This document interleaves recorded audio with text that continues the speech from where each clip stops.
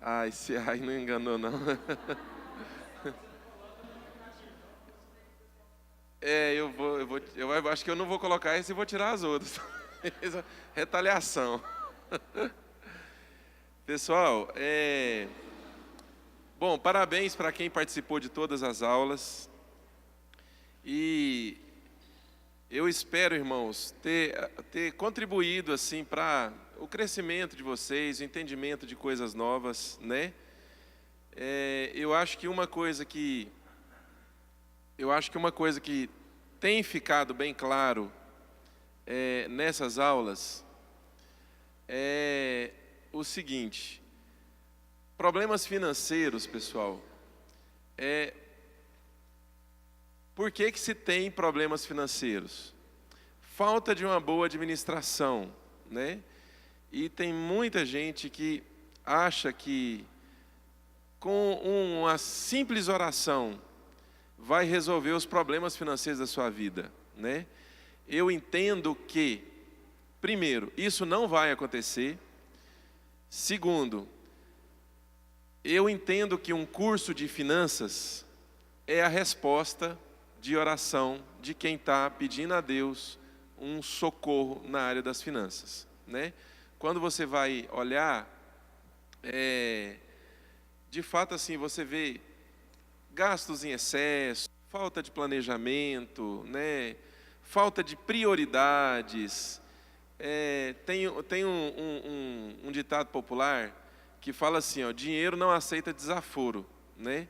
E eu nunca gostei muito disso. Eu sempre achava assim, quem fala isso é porque é muito apegado a dinheiro. E na verdade, pessoal, eu depois fui entender, né? De fato, dinheiro não aceita desaforo. Ou seja, o que significa isso? Quando você não estabelece prioridades, não estabelece metas, quando você não administra bem os recursos que o Senhor tem colocado nas suas mãos, realmente vai faltar, né? Vai faltar. Então, por exemplo, olha esse texto aqui, Lucas 14, 28 a 30, diz assim, ó: olha o que Jesus falou, irmãos. Qual de vocês, se quiser construir uma torre, primeiro não se assenta e calcula o preço? Está vendo? Falando de calcular o preço da torre, né? Para ver se tem dinheiro suficiente para completá-la. Quantos projetos a gente já fez e não calculou para ver se tinha condição? Já aconteceu com vocês? Né? É um carro que você compra, a parcela é alta demais, estão entendendo? Então você põe na cabeça, assim, você bate firme, eu quero um carro zero, né? Tudo bem, você tem dinheiro à vista para comprar, beleza. Agora você financiar, você já fez as contas de quanto isso vai custar para você? Você já fez as contas de quanto custaria um seminovo, né? Quanto você deixaria de perder, literalmente perder, aí no período de 4, 5 anos, por comprar um seminovo, ao invés de comprar um carro zero? Então, são essas contas que a gente precisa fazer, né? Olha, qual de vocês, se quiser construir uma torre, primeiro não se assenta e calcula o preço para ver se tem dinheiro suficiente para completá-la?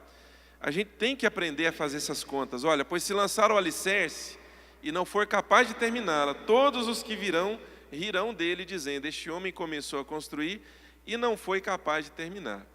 Então, falta de planejamento financeiro, irmãos, é um problema desde a época de Jesus, né? Tanto que ele dá esse conselho aqui num contexto em que ele estava fazendo. Hoje nós vamos falar sobre dicas para você montar um orçamento. O quanto um orçamento, ele não é que ele é importante para você, ele é fundamental para você. Você precisa de ter um orçamento. Orçamento, quando eu digo orçamento familiar, né? Quanto a sua vida custa hoje, entendeu? Para onde está indo o seu dinheiro? No que você está gastando? Então, É preciso montar o orçamento. Orçamento, pessoal, não se faz de cabeça. Ah, eu ganho tanto, pago tanto de aluguel, gasto tanto com água, energia e tal, então já tenho orçamento. Não, isso aí não é orçamento. Orçamento se faz com a caneta e o papel. Ou para os mais modernos e que sabem operar, você faz no Excel. Estão entendendo? Então, você precisa ter isso. Quando você montar um orçamento, vai abrir muito a sua cabeça. Vai abrir demais. E quando você aprender a anotar as coisas que você gasta, inclusive o sanduíche que você come, né, no fim de semana, o sorvete que você toma no fim de semana, dessas coisas pequenas até coisas maiores, você vai ver o montante que você está gastando.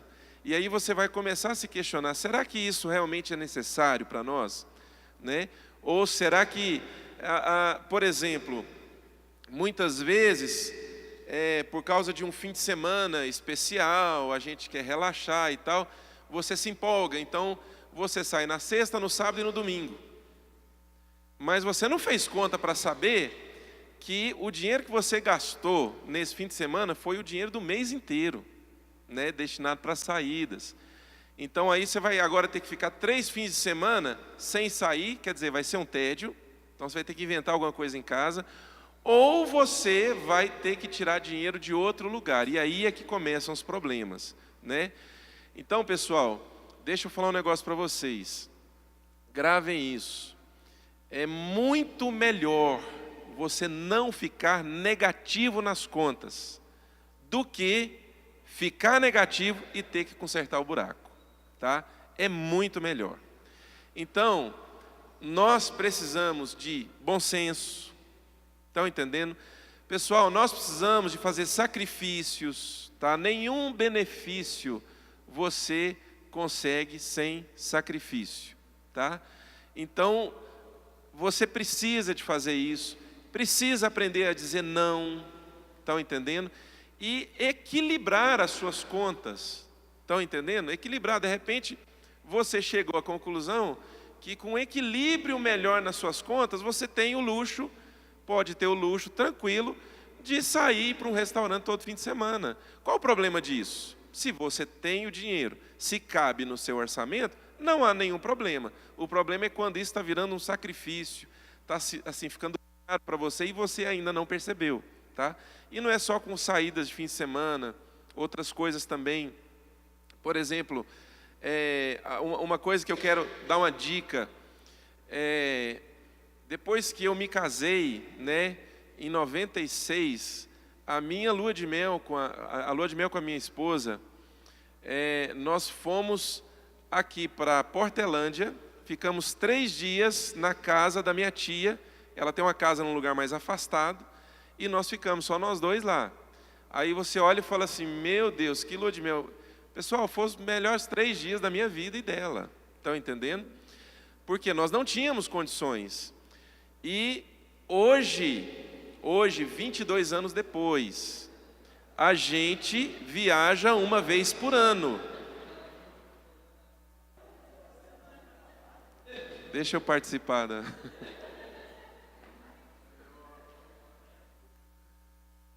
Hoje, depois de 22 anos, a gente viaja uma vez por ano. Mas nós começamos a viajar uma vez por ano depois de mais de 15 anos de casados. Entendeu? Então, por exemplo, você precisa pensar o seguinte, às vezes você se mata para uma viagem de férias. Estão entendendo? E você estabelece isso como prioridade, é fundamental na sua vida. Mas eu quero te questionar e dizer o seguinte, isso aí, de fato, é prioridade? É importante? Porque, olha só, importante eu sei que é, mas às vezes para o momento não é uma prioridade. Por quê? Porque o ganho não permite. Então, pessoal, é preciso parar e pensar. Estão entendendo? É preciso pensar, gente... Eu não preciso de uma viagem tão cara, eu posso fazer um outro tipo de viagem. Ah, mas eu queria viajar e tal. Olha, você não vai conseguir nenhum benefício se não fizer sacrifício, tá? Então, aprenda a planejar. Quando nós vimos que era possível, começamos a fazer viagens, entendeu? Planejadas, e enfim. Então, é possível fazer tudo o que você quiser, desde que você aprenda a fazer planejamento, estabeleça metas e faça alguns sacrifícios e estabeleça prioridades, tá? Eu sugiro para você rever as suas prioridades. O que tem sido prioridade para mim hoje? Às vezes você está com algumas prioridades que, assim,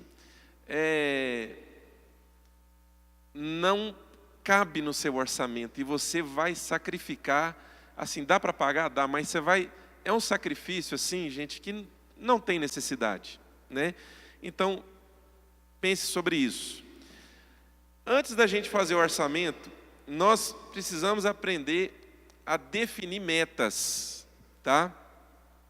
E isso aqui é fundamental na vida de qualquer um, definindo metas. Então, primeira meta que você precisa estabelecer para resolver a sua situação financeira: quitar as dívidas, tá?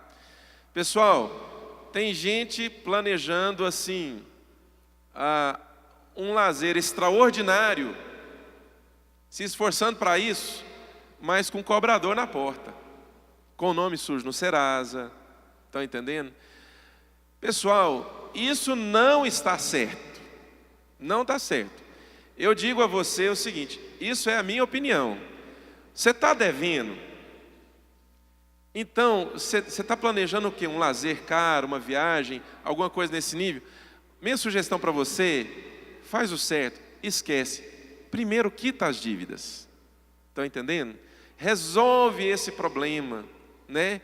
Então, se for dívida com instituição financeira, o que você faz? Procura o gerente, entre em contato e negocia a dívida. Estão entendendo? Negocia a dívida, encaixa isso no seu orçamento, tá? Se você deve a venda da esquina, o mercadinho, então eu digo para você o seguinte: olha, você ficar devendo vizinho, né, ou conhecidos, gente, é uma situação extremamente desagradável, né? E muitas vezes você não paga. Por causa de que você não paga? Porque não definiu como prioridade quitar a dívida, tá? Então, uma vida financeira bem-sucedida não necessariamente quer dizer que você ganha muito bem, de maneira alguma, mas prioritariamente quer dizer que você administra bem. E administrar bem significa não ter dívidas, tá? Eu não estou dizendo que, por exemplo, um produto que você comprou e parcelou no cartão, ou que seja no boleto que você quis parcelar, eu não estou dizendo que isso é dívida. Dívida é o que era para ser pago e não foi pago, né? Que fez o seu nome ir lá para as instituições de proteção do crédito, como por exemplo o SPC e o Serasa, né? Então, tudo é negociável, né? Quando nós fechamos a loja, né? Não fechamos, nós vendemos a loja, a gente estava numa situação muito complicada, principalmente com instituições financeiras. É um pouco diferente porque a dívida não era pessoa física, era pessoa jurídica. Então, assim, isso facilita bastante, só que está tudo no nosso nome, então isso acaba respingando na gente. Teve uma dívida, isso aconteceu, que eu estou lembrando aqui, foram 2 ou 3 vezes, com um banco, esse banco aqui da praça, e a dívida era 22 mil, não era? Não era, meu bem, mais ou menos, 22 mil. E eles ligaram, cobrando, eu sei que o valor bruto dessa dívida era aí por volta de 15 mil, mais ou menos, com todos os juros, eles cobravam 22 mil. E aí, não, a gente... E outra coisa, eles ligam e são extremamente mal educados, porque isso vai para empresas especializadas em receber conta, e eles são muito mal educados. E um dia, a minha esposa falou assim: quanto que é a dívida? 22. Não, eu quero saber o capital. Aí a pessoa respondeu 15 mil. Ela falou assim: eu ofereço 7. Gente, metade do preço, estava pedindo 22. A menina desligou o telefone na cara da minha esposa. Aí, semana depois, ligaram de novo. Aí ela falou assim, ofereço 6 mil na dívida. Não, mas a senhora falou que era 7 mil na semana passada. Pois é, já gastei 1.000. Aí você que sabe. Ela falou assim, você paga agora? Paga agora. Pessoal, uma dívida de 22 mil, nós fechamos por 6 mil reais. Pagou, acabou, limpou. Não foi, amor? Isso aconteceu umas 3 vezes, com 3 contratos. Hoje estamos livres, graças a Deus. Estão entendendo? Então, tudo é negociável. É claro que negociar dívida de pessoa jurídica, às vezes é mais fácil, te dá mais flexibilidade, porque, você entendeu? Mas, enfim, esse negócio, de todo jeito, não é bom, é horrível. Pensa num trem horrível. Graças a Deus, a gente se livrou disso, tá? Então, quita as dívidas, não faça dívidas, tá? É uma dica, aprenda a comprar à vista. Ou se você não pode comprar à vista, é um produto que você precisa comprar, né? Então, planeja isso no seu orçamento, compra no cartão, tá? Lembrando das aulas, das orientações que nós demos sobre cartão de crédito, como usar com sabedoria, aquelas coisas lá. Mas não compre fiado, tá? Eu realmente, irmãos, não gosto de fiado, não gosto de comprar fiado.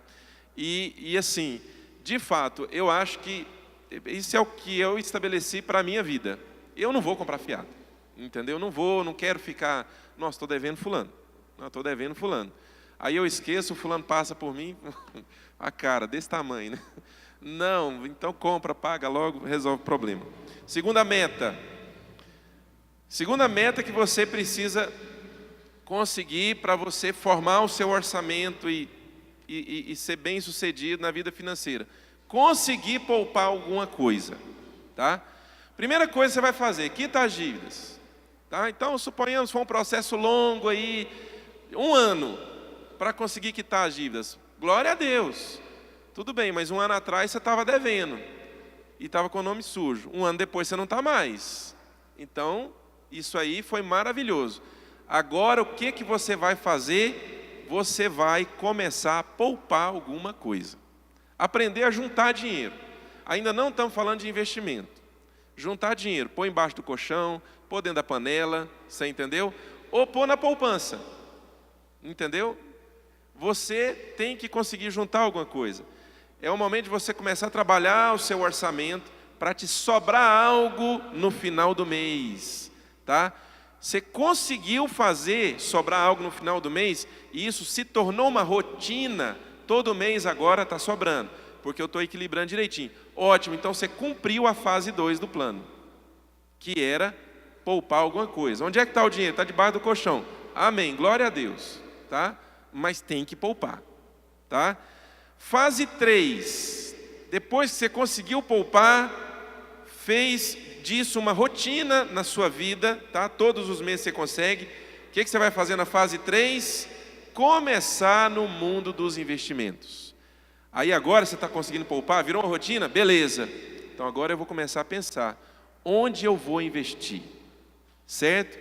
Aí você vai investir de acordo com o seu perfil, tá? Tem gente, pessoal, que nunca vai operar numa bolsa de valores, tá? Porque não está disposto a assumir o risco e não está disposto a estudar o quanto precisa. Isso não diminui ninguém. O fato de uma pessoa chegar e falar assim, eu nunca vou operar numa bolsa de valores, não significa que ela é menor. De maneira alguma, é o perfil dela. E muitas vezes, essa pessoa que vai operar no mercado de renda fixa, Tesouro Direto, CDB e outros, às vezes ele vai ser muito mais bem sucedido do que alguém que vai operar na bolsa, de teimoso, não estuda direito e está perdendo dinheiro. Estão entendendo? E quem opera na bolsa de valores é o bambambam? De jeito nenhum, não é. É o perfil dele. Ele gosta, tem nervos de aço, aprendeu a fazer, então, beleza. Então, investimento é de acordo com o seu perfil, com aquilo que você espera. Se de todas essas coisas você chegou e falou assim, gente, eu não quero saber de nada, eu quero dinheiro na poupança mesmo. Glória a Deus, tá bom, pelo menos você está investindo Está ganhando pouco, mas está ganhando, está lá. Tem gente que está até devendo, então você está muito na frente. Estão entendendo? É isso aí. Eu não vou aprofundar muito, porque nós já tivemos 2 aulas sobre investimentos, né? Falamos muita coisa. Então, vamos lá. Conseguiu começar no mundo dos investimentos? Beleza. Agora você vai aprender a diversificar a carteira de investimentos. Tá? Quando você se torna um investidor, né? Então, o seu patrimônio vai crescendo. Ele vai crescendo, certo? E lembra do conselho que eu ouvi pela primeira vez na minha vida. Eu tinha 18 anos, numa aula de economia de um professor na faculdade. Nunca coloque todos os ovos da galinha no mesmo cesto, porque se cair, quebra tudo. Então você começa a diversificar, tá? Procurar outras opções de investimento, estudar. Nesse mundo de investimentos, pessoal, primeiro, vamos lembrar que isso não é coisa de rico. Hoje você pode se tornar um investidor com R$100, tá? Mas uma regra que precisa ser seguida à risca: você tem que aprender a diversificar, tá?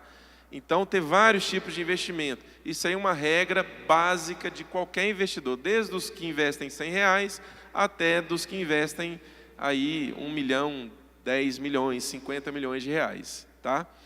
E por último, para que você vai se preparar para a sua independência financeira, tá? Então você tem aí a sua vida inteira. Esse número 5 é um projeto para o final da vida, tá? Para lá já nas últimas décadas da sua vida, para você aproveitar, curtir. Enfim, é a aposentadoria sem você ficar dependendo exclusivamente do governo, né? Eu vi o ministro da Economia, o Paulo Guedes, falando que quando os nossos filhos forem se aposentar, vão ter apenas 2,3 pessoas trabalhando para cada... Quantos idosos? Alguém viu essa estatística? Ninguém viu, não? O Paulo Guedes falou ontem que quando os nossos filhos forem se aposentar... Antigamente era 12 jovens para cada idoso. Na década de 60, era 12 jovens trabalhando para cada idoso aposentado. Agora, nas últimas décadas, esse número caiu para 7. Então, atualmente, são 7 jovens, você vê, diminuiu quase a metade, para cada idoso aposentado.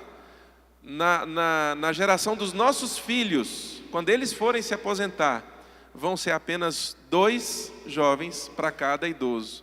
Então você vê assim que é um sistema, literalmente, a gente falou aqui, a previdência social hoje, do jeito que ela está com a falência decretada, né? A gente falou isso aqui, e ontem eu vi na Globo News o Paulo Guedes falando, o ministro da Economia falando, esse sistema previdenciário hoje, ele está fadado à falência, entendeu?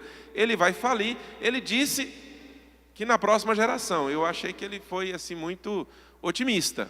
Eu acho que nessa geração ele quebra, ele acaba. Já está quebrado, gente, o buraco é muito maior do que a gente imagina, tá? Então, quando você se aposentar, então é hora de trabalhar para não ficar vivendo exclusivamente do INSS, tá? Que o INSS seja um complemento, ok? Aí é hora de você pegar, por exemplo, o dinheiro que você juntou, o trabalho, o seu esforço para investir, e você comprar imóveis, estão entendendo? Comprar imóveis para que você possa viver de aluguel. Eu conheço muita gente que faz isso e vivem muito bem, né? Vivem muito bem, têm liberdade, enfim, é um bom negócio, ok? Vamos falar agora sobre a formação da reserva, tá? Como que você vai formar a reserva? Então, que é o passo número 2 da nossa meta. Primeiro quitar as dívidas, depois conseguir poupar alguma coisa, certo? Então aqui conseguir poupar alguma coisa, já está falando de formação de uma reserva. Como que eu vou formar essa reserva, tá? Nós vamos ver aqui, pessoal, 2 dicas para você começar a sua reserva. Primeira coisa que você tem que fazer para formar a reserva. Esse gráfico aqui, pessoal, é muito bacana. Romper com os grilhões da insensatez. Eu achei isso aqui muito legal. Como que funciona esse romper com os grilhões da insensatez? É insensatez financeira, tá? Primeiro, vamos ver como que é a relação renda e gasto de uma pessoa insensata. Como que é a relação renda-gasto de uma pessoa insensata? A relação é assim, ó. Você tem a renda dele e ao longo do tempo, ao longo dos anos, vai aumentando. Quando a gente fala de uma pessoa insensata, nós não estamos falando que que ele não tem capacidade mental. Tem muita gente insensato financeiramente que é muito inteligente e ganha dinheiro, mas gasta tudo. Estão entendendo? É isso que eu estou falando de insensato. O cara que ganha e o que ganha ele vai gastando, tá? Então essa é a renda dele. Ao longo dos anos, ela vai subindo, é normal. Ele vai conseguindo novas oportunidades, se especializa em algumas coisas e tal, e a renda vai aumentando. Mas e os gastos dele? Como que ficam? Os gastos aumentam junto. Estão entendendo? Olha lá. Aí eu te pergunto, lá no comecinho do gráfico, lá embaixo, ele não tinha dinheiro, mas também não tinha conta. Lá no finalzinho da linha, ele tem muito dinheiro, mas também tem muita conta. Continua pobre. Continua pobre ganhando 20 mil reais por mês. Estão entendendo? Pessoal, a verdade é essa. Continua pobre ganhando 20 mil reais por mês, vive sempre apertado, nunca tem dinheiro, tem um salário monstruoso, não tem como sair de férias com a família, é uma novela para comprar roupa para os meninos. Estão entendendo? Para as crianças. É complicado, vive devendo a escola e tal. É porque ganha pouco? Não, ele ganha bem. Mas o problema é que ele não sabe administrar e cresce junto. E como que é essa relação para o sábio, o financeiramente sábio? Muito bem, vamos ver como que é a renda dele. Olha, a renda dele é uma curva, né? Ele começa ganhando pouco e ao longo do tempo ele vai aumentando a renda. Glória a Deus, isso é bom, tá?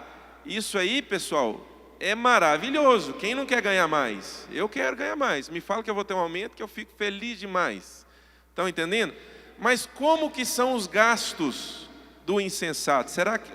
Do sábio. Será que é igual ao do insensato?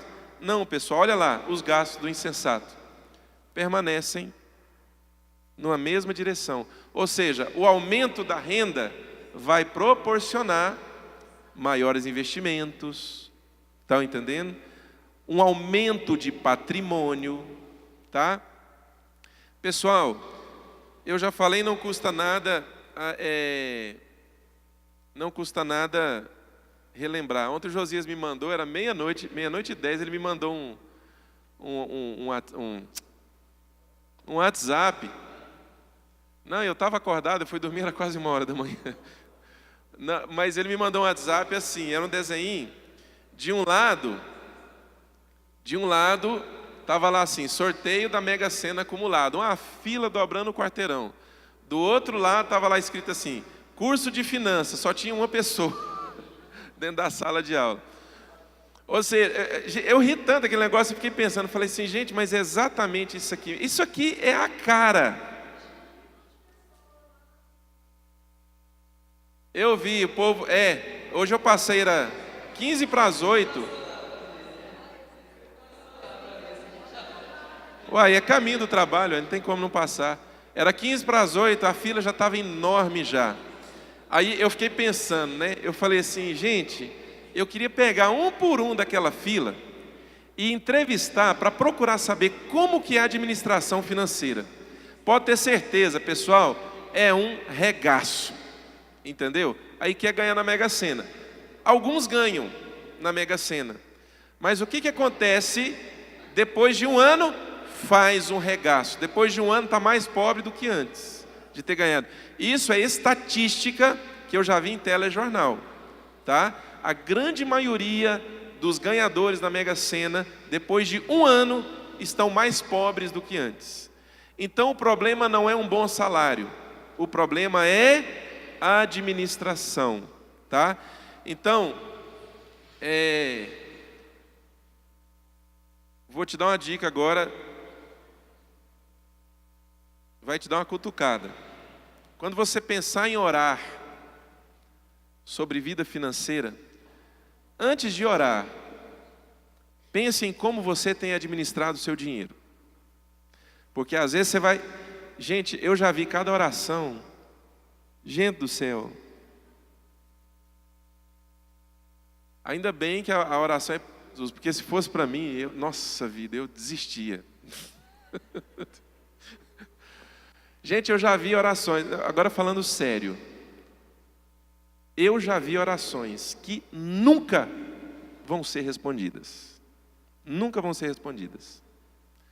Porque a pessoa pede por coisas que ela mesma pode resolver. E ela não muda de atitude. Não muda. Sabe quando vai resolver? Nunca. Nunca vai resolver. Então, você precisa de fazer uma autoanálise da sua vida financeira. Não consegue? Procura ajuda, procura estudar, né? A gente pode aprender, pessoal, um monte de técnicas, a gente pode aprender várias coisas, e a gente, além de tudo isso, a gente ainda sai na frente, sabe por quê? Porque nós temos um Deus que abençoa o nosso trabalho, abençoa o nosso suor, e que nos ensina a ser organizados. Estão entendendo? O ímpio não tem isso. E qual que é a do ímpio? Às vezes é muito mais próspero do que a gente. Estão entendendo? Então, vou compartilhar uma coisa aqui com vocês, é 1 minuto.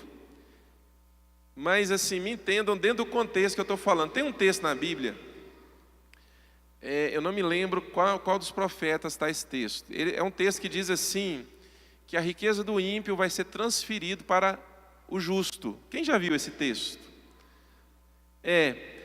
Ali, pessoal, o contexto é outro, é muito diferente. Mas eu já vi pessoas orando, Senhor, esse é o ano da transferência de riqueza do ímpio para o povo crente.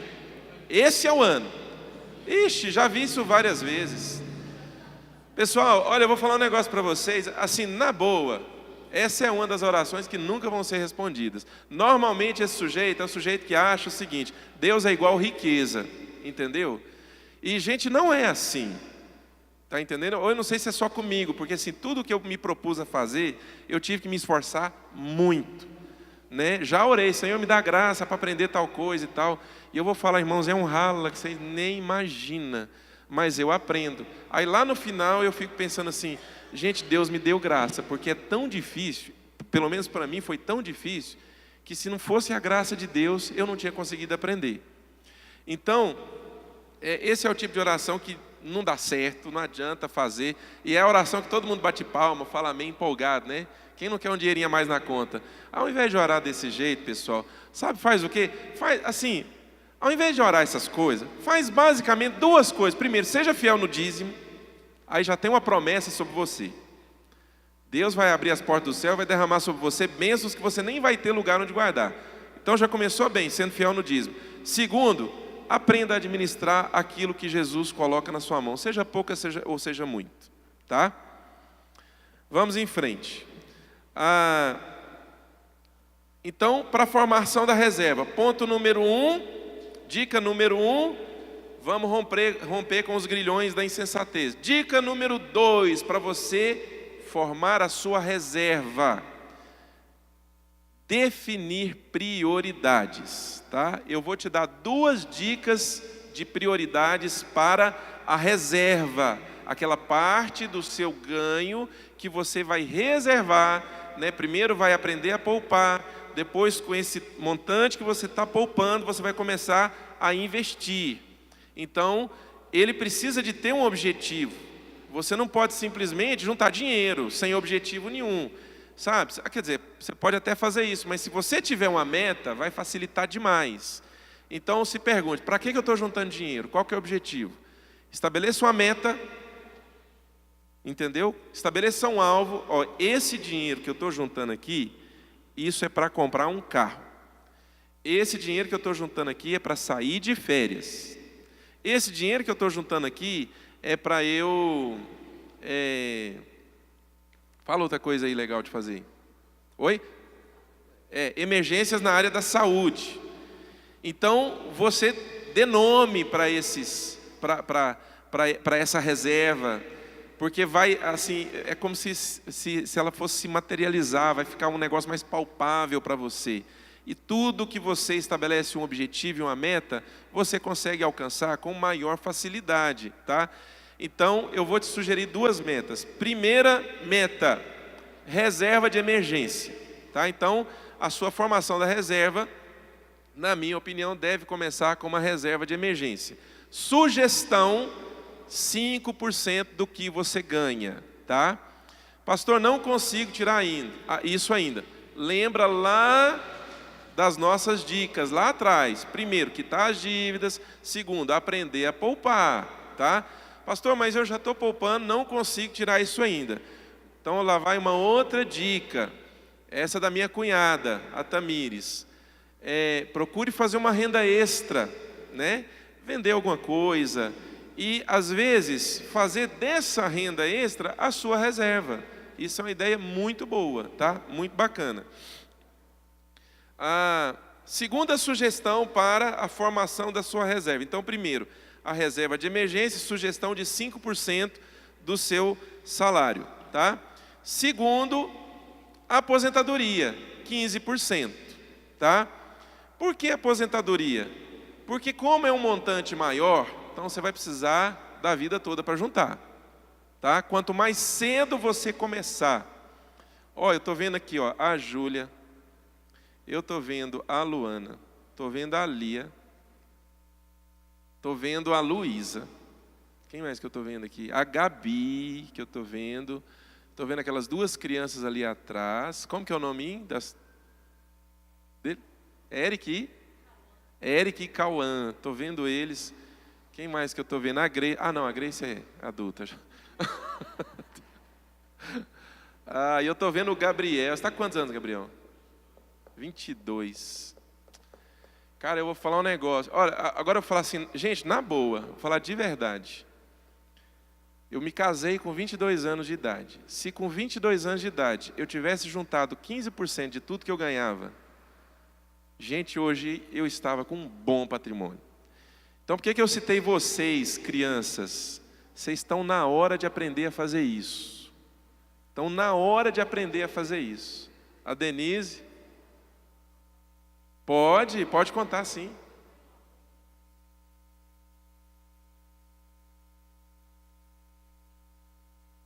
Olha que legal. Começou, eu vou repetir só para gravar. Então você tem um aluno que começou a juntar quando tinha 18 anos, hoje ele já é um adulto. Hoje ele tem R$700 mil para a aposentadoria dele. E qual a idade dele, mais ou menos? Só 46. Só vou te falar uma coisa. Ele tem aí, tranquilamente, assim, para jogar por baixo, mais 20 anos de alta produtividade. Entendeu? Ele chega no 1 milhão fácil. Está entendendo? Eu comecei a trabalhar com 14 anos. Eu falei isso hoje para o meu Gabriel. Falei, o papai começou a trabalhar com 14 anos de idade. Eu me lembro direitinho. Aliás, o Rodrigo é que se lembra disso, que quando eu recebi meu primeiro salário, eu perguntei para minha mãe assim, o que eu faço, mãe, com o salário? Aí minha mãe falou, você guarda, você compra uma coisa que você gosta e tal. Aí, eu comprei um chicabão e ele ficou morrendo de inveja. Então, pessoal, se eu começasse a guardar 15% ali, hoje, eu falo para você que com certeza não precisaria mais estar juntando para a aposentadoria, tá? Mas E no nosso caso, né, a gente que já está mais velho e tal. Pessoal, eu acho que vale a pena começar. Vale a pena começar, entendeu? O que ficou para trás, ficou para trás. Esquece. Nem nossos pais sabiam desses fundamentos, desses princípios. Eram pessoas muito simples, né? São pessoas muito simples. Mas nós podemos ensinar os nossos filhos, entendeu? E nós podemos começar a praticar. Eu tenho, assim, se Jesus não voltar até meus 60 anos, né, 65, eu quero estar assim, já bem encaminhado para a aposentadoria, entendeu? Para eu chegar para minha esposa e falar assim, meu bem, vamos ficar 1 ano lá na Índia, entendeu? A gente vai e fica. Tá? E daí, pessoal, entendeu? Ah, pastor, nossa, a igreja vai ofertar para você. Eu vou olhar para você e falar assim, olha, não precisa. A gente tem como se sustentar. Isso é uma bênção. Então, é ou não é, pessoal? É uma bênção, claro que é, uai. Você quer saber como é viver de oferta? Pergunta para a Loren depois que a Loren voltar, né? Nem precisa. Estão entendendo? Mas em nome de Jesus, tenho certeza que essa igreja vai ser fiel com a Loren. Amém? Mas isso aí, pessoal, eu conheço, eu vou contar um testemunho de um missionário que se chama Josafá Fernandes. Josafá Venâncio. Ele trabalha na Índia, no estado de Orissa. Sabe o que ele faz? Ele é da igreja, ele é acho que é 7ª ou 8ª igreja presbiteriana de Belo Horizonte. Tem uns 4 anos não, tem mais. Tem uns 6 anos que eu conheço ele. Conheço assim, por e-mail e por falar. Eu já liguei para ele uma vez, conversei muito tempo com ele. Sabe qual que é o trabalho dele, pessoal? Ele sai de vilarejo em vilarejo na Índia, provendo tratamento médico para pessoas pobres que estão com problemas seríssimos e que não tem como pagar um tratamento de qualidade. Gente, ele já forneceu tratamento médico para pessoas com câncer, às vezes um câncer de mama, né, mulheres com câncer de mama, às vezes uma pessoa que caiu no fogo, né, queimou a mão enginhou tudo para trás, ficou aí há 5, 6 anos desse jeito, a mão não funciona mais. Então ele provê tratamento médico, cirurgia para reconstrução, fisioterapia, entendeu? A pessoa fraturou a perna, não tinha com quem tratar, entendeu? Até hoje a perna não funciona direito, ele vai lá e providencia o tratamento médico. Sabe o que ele é? Policial militar aposentado. Nem médico ele é. Sabe como que ele faz? Ele pega a pessoa, leva para o hospital e faz todo o tratamento da pessoa. Ele paga todo o tratamento da pessoa. Ele é aposentado pela polícia militar, não recebe R$1 de oferta para o seu próprio sustento. Para a obra que ele faz, sim, tem várias pessoas que ofertam e apoiam a obra. Mas muitas vezes ele tira do bolso dele para poder cobrir despesas. Várias vezes eu recebo os e-mails dele todo mês. Então, assim, é bacana, não é, gente? Eu acho que isso é ser inteligente, né? Paulo era fabricante de tendas quando começou o ministério dele e trabalhou nisso muitos anos, né? Trabalhava durante a semana, fim de semana ensinava na sinagoga. Então, eu sugiro, trabalhe por sua aposentadoria, tá? E crianças, trabalhem pela aposentadoria de vocês. Não é ser cafona pensar nisso, é ser inteligente. E muito, viu? Primeiro salário, vocês não são casadas ainda, entendeu? Primeiro salário, pegou lá 15% disso aqui, vai para a minha aposentadoria, entendeu? Às vezes você pensa assim, nossa, mas daqui a tantos anos vou me aposentar. Bom, se Jesus não voltar, você só não vai se aposentar se morrer antes, entendeu? Não empresta.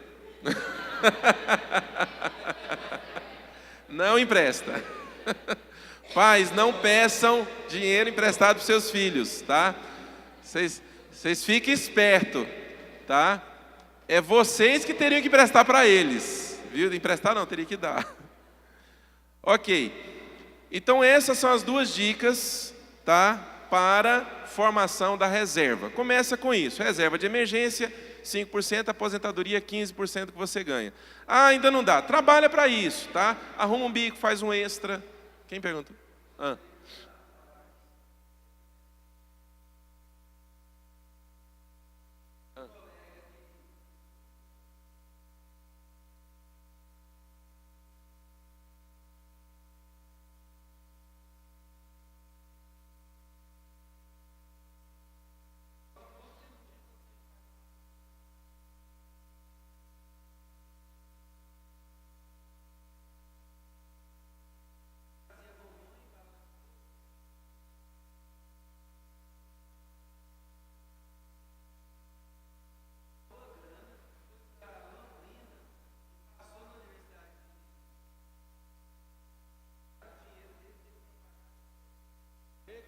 Isso, olha aí, tá vendo? O Célio, eu lembro de você contar essa história. Demais da conta, faz demais. Juliana.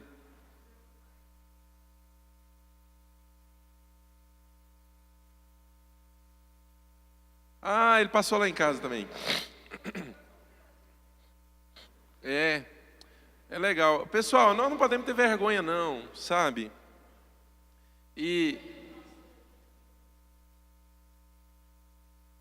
nossa, eu não lembrava, o pastor Lindomar lá de Pastel Lindomar. Pessoal, esse caso é muito interessante. Esse pastor era pastor de uma igreja de Assembleia de Deus, lá em Goiânia. Hoje ele é pastor em Santa Rita do Araguaia, se não foi para outro lugar. Mas um homem de Deus. Esse pastor formou os eram dois filhos? Pessoal, esse pastor formou 2 filhos na faculdade. Sabe fazendo o quê? Vendendo pastel na Feira da Lua, em Goiânia. Era Feira da Lua? Feira da Lua, aquela do domingo, que fica lá o domingo a manhã todinha. É sábado, né? É aquela que fica lá na rodoviária, essa feira. Ah, é Feira Hippie. Feira Hippie. Ele vendia pastel lá. Vendendo pastel, gente. Aí você olha um pasteleiro, muitas vezes assim, na nossa insensatez, você não dá nada para a pessoa. E muitas vezes no seu coração você despreza. Ou não é? Não quero um trabalho desse para mim. Você é que é besta. É besta mesmo. Sabe por quê? Gente como ele sustenta filhos, formam filhos na faculdade, vendendo pastel. Entendeu? Não existe trabalho ruim, pessoal. Mas como diz o seu Madruga do Chaves, ruim é ter que trabalhar. Sabe o seu Madruga? 4 dicas. Hoje nós só estamos na dica, né? 4 dicas muito importantes para usar com a reserva de emergência. Então você fala assim, para que eu preciso de uma reserva de emergência? Eu vou te mostrar agora. Para que você precisa? Eu vou até passar o microfone para a Bruna, porque a Bruna pode falar o tanto que a reserva de emergência é importante. Né, Bruna? E muito ruim quando não se tem a reserva de emergência. A Bruna teve um problema no carro, né? Ficou caro o carro, né?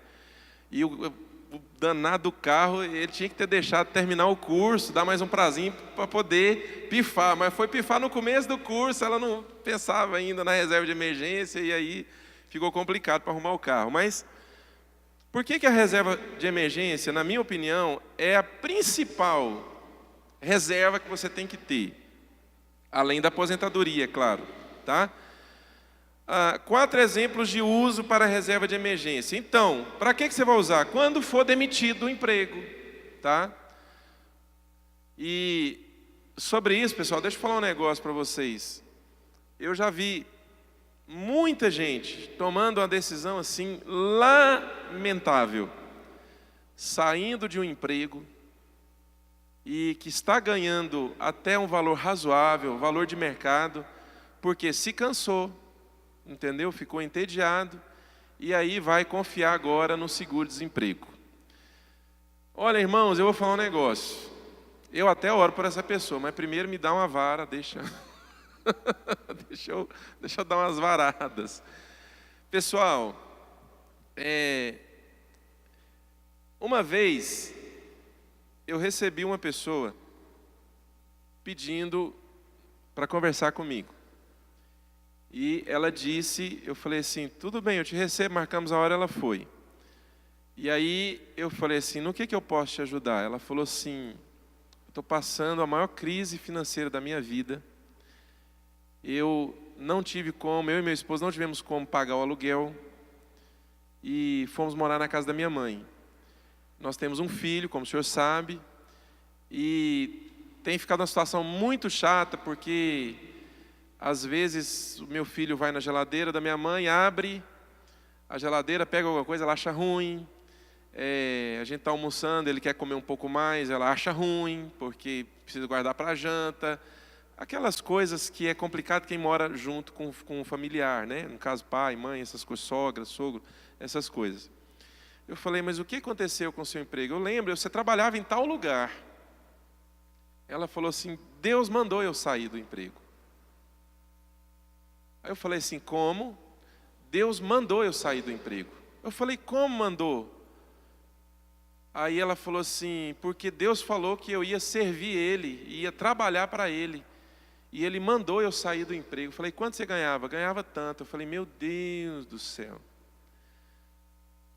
E aí, sabe o que aconteceu, pastor? Eu falei assim, sei o que aconteceu, mas pode contar, conta a sua versão que eu já sei de tudo. Deus me falou, não vai te faltar nada, minha filha. Assim diz o Senhor. Você pode sair, você vai trabalhar para mim e eu vou te sustentar.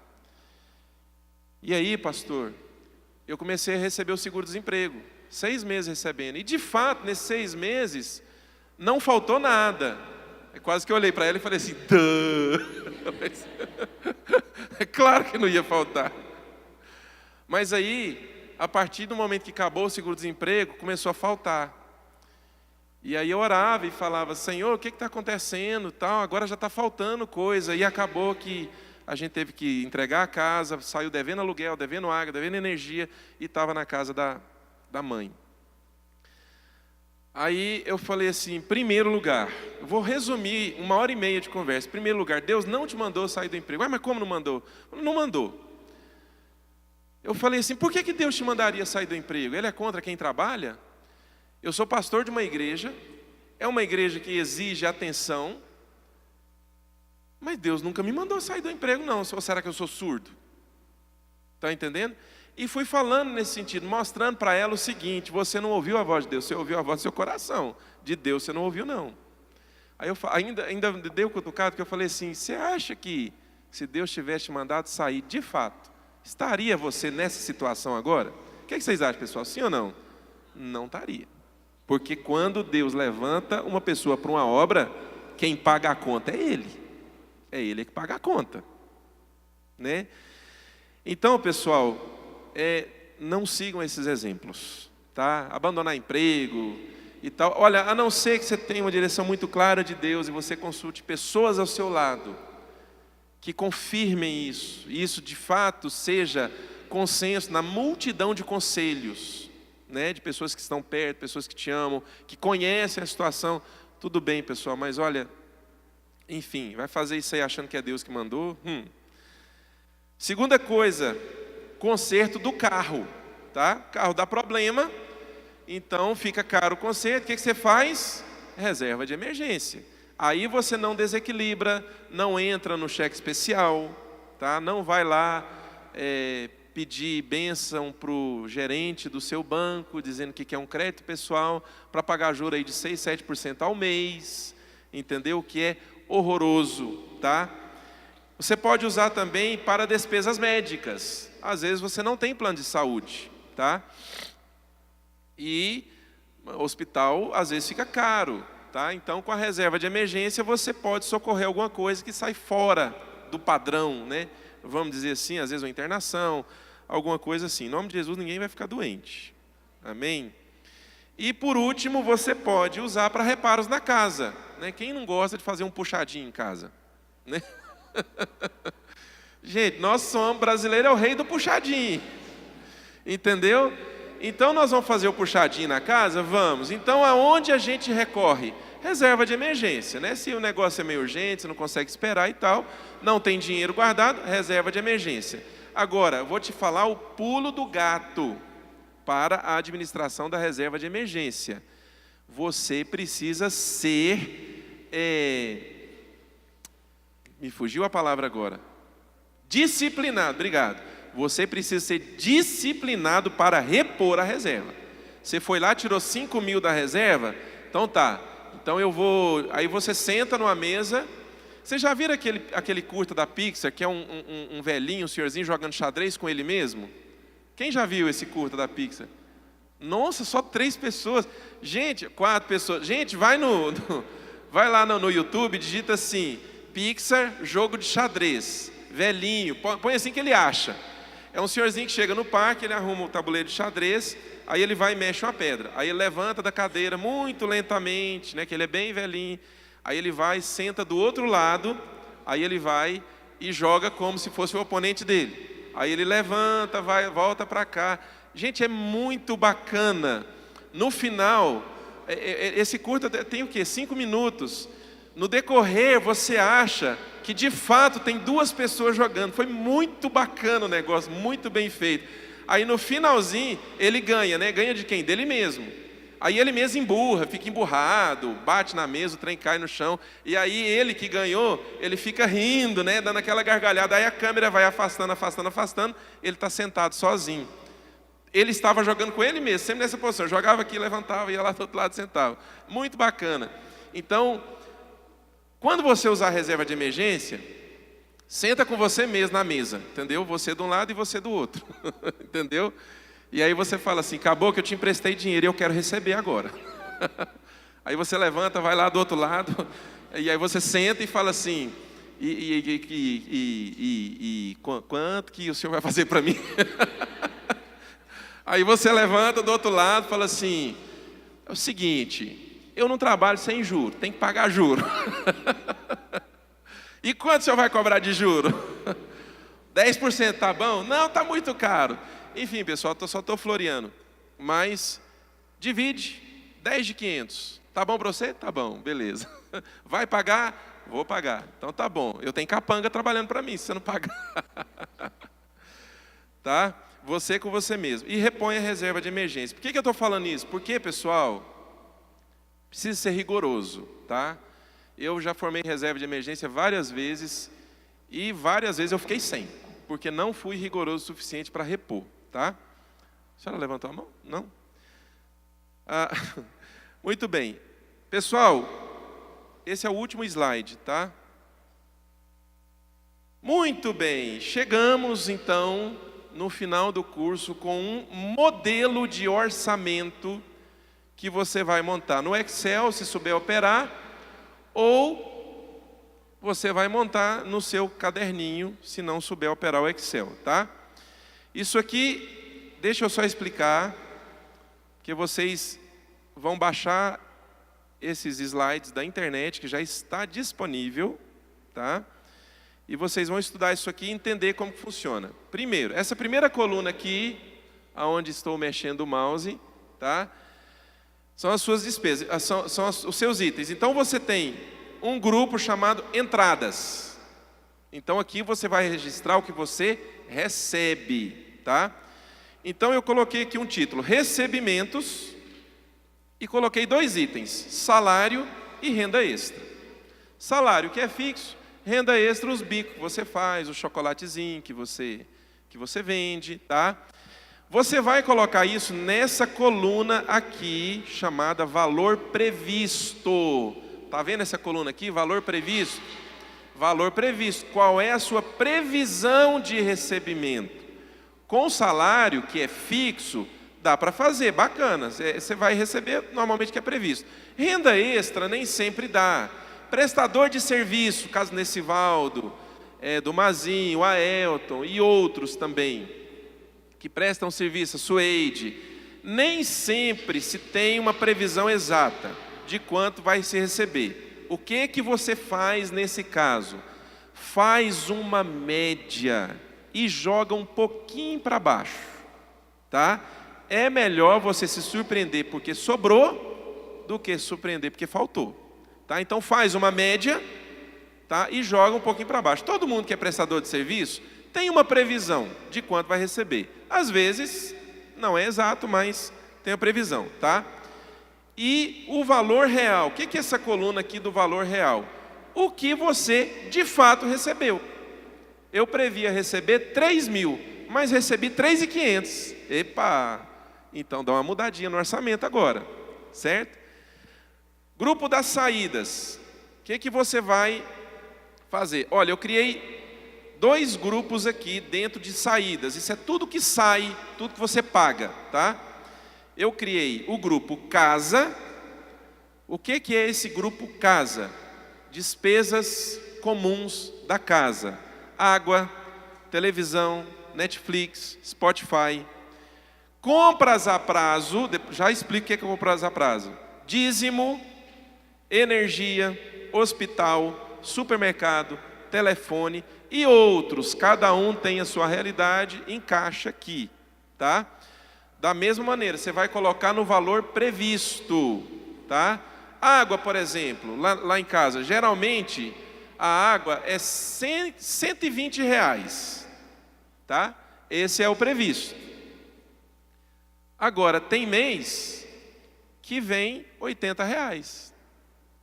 Então, aí eu jogo lá no valor real, 80 reais, tá? Agora, o mês que eu encho a piscina, aí ela vem 150, entendeu? Então, até nisso eu tenho que ficar lembrando, tá? Então, você coloca o valor previsto aqui, o valor real, você vai colocando do lado conforme você for efetuando pagamentos, tá? Por exemplo, supermercado. Então, você estabeleceu que seu supermercado vai ficar em R$1.000, tá? Só que você não vai gastar os R$1.000 na tacada só. Você vai lá no Citrocin, faz a compra do mês, suponhamos. Aí você vai gastar lá R$400, tá? Você vem aqui no valor real e coloca lá 400. Agora você vai entender para que serve o valor real. O valor real serve para você comparar com o valor previsto. Eu previ R$1.000, já gastei 400. Então está me sobrando 600. Isso, pessoal, presta bem atenção. Isso aqui, você quer saber o pulo do gato do orçamento? É isso aqui que eu estou explicando agora. A diferença entre valor real e valor previsto. Você previu R$1.000 para o supermercado. Você já gastou 400 numa compra que você fez? Corre aqui e anota, 400. Você já fica olhando lá, de 1.000 eu já gastei 400. Quanto que eu tenho ainda? 600. Tá? Aí você vai em outro lugar, tem promoção, você foi lá e gastou mais 200.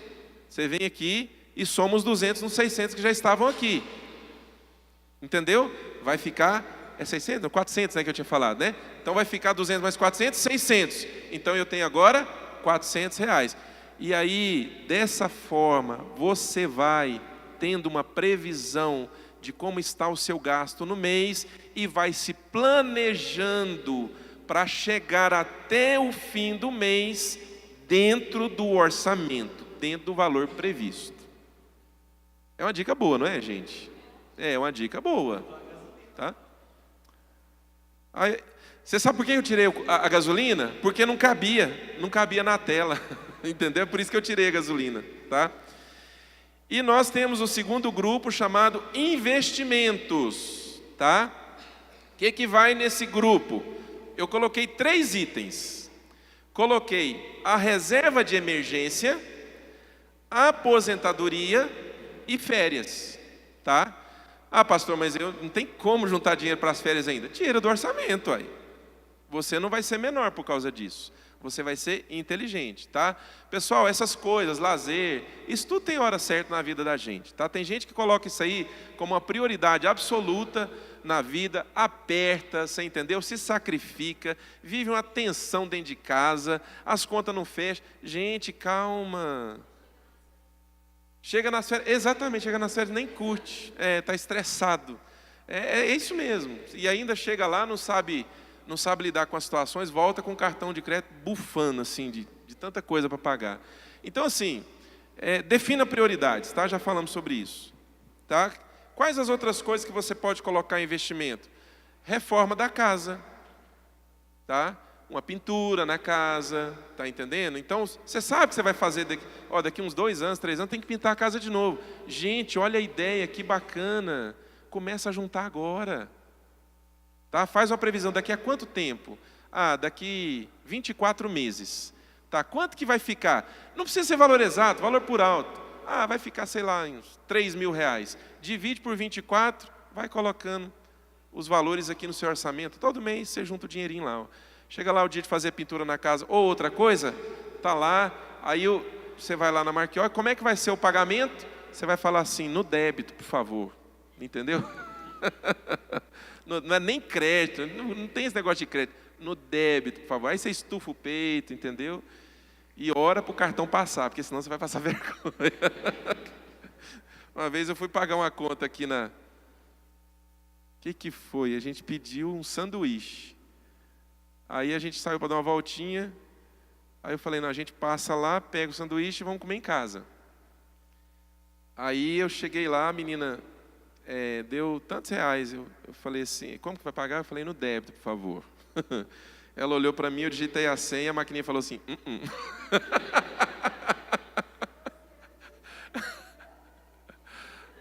Aí, já tinha falhado com a Márcia 2 vezes, eu fiquei bravo demais. Eu falei, é porque você errou a senha, bloqueou o cartão. E não era. O negócio é que a maquininha da mulher não passava o bendito do meu cartão. Não passava o elo. Eu não tem convênio com ela. Aí o que eu tinha? Não tinha dinheiro no bolso, eu tive que passar o cartão de crédito. Senão eu tinha jeito, né? Mas enfim. Pessoal, é isso, tá? E finalmente, cadê o... não é possível. Gente, espera aí, eu preparei um negócio aqui bacana. Espera aí, calma. Não, exatamente. A lista não está completa, tá? Ela não está completa, nunca. Por que eu não coloquei completa? Não cabia na tela. E segundo, cada um tem a sua realidade, as suas prioridades, tá? Mas aquilo dali é para dar um norte ali para vocês. Pessoal, peraí. Aqui, achei, ó. Ora. Bom, e finalmente, eu vou passar para vocês os links de todos os slides dessas aulas que eu fiz no PowerPoint, tá? Vocês vão ter que fotografar, porque não vai dar para vocês anotarem. Pega o celular e fotografa. Tá? Não tem como, o aplicativo ainda não baixa arquivo. O link?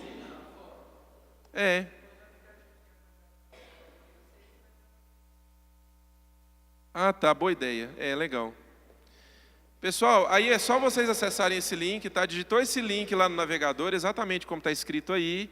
A hora que você bater Enter, ele já vai fazer o download para o seu computador, tá? Já vai fazer o download. Não pergunta nada, tá? Você bateu Enter lá, ele já começa a fazer o download, tá? Todos os slides, com tudo que nós vimos, está tudo aí. É slide 1, slide 2, 3, 4, 5, 6 e 7. Tá bom?